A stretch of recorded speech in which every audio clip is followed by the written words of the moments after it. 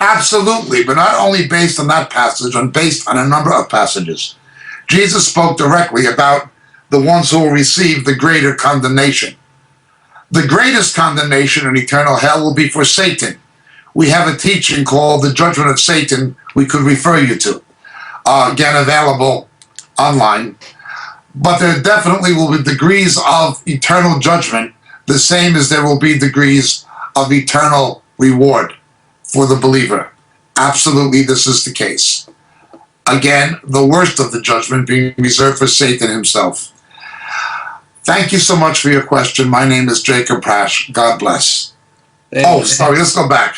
Go ahead, keep rolling. Now, it's little, very little consolation. It's little consolation.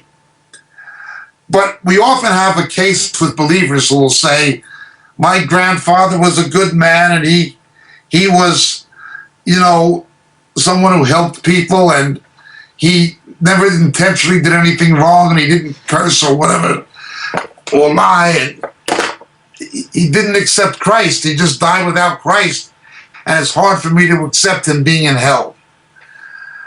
Well, ultimately, God only knows what happens when a person gives up the ghost.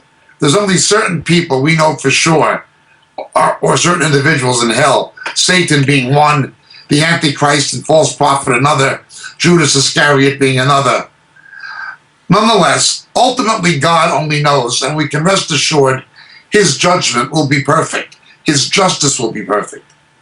It's little compensation to say that an unsaved person who wasn't that bad in human terms will not receive the same eternal condemnation as a wicked person, a conspicuously wicked person in human terms. But of course, we're all wicked, we're all fallen. Again, I don't cite this as a source of consolation, but we can be sure that the more wicked somebody was, the greater their judgment will be. On the other hand, we can be sure that the more wicked somebody is, if they repent, the greater the grace will be. That is the counterpoint. And I'm one person who's a living example. Thank you so much for your question. My name is Jacob Prasch. God bless.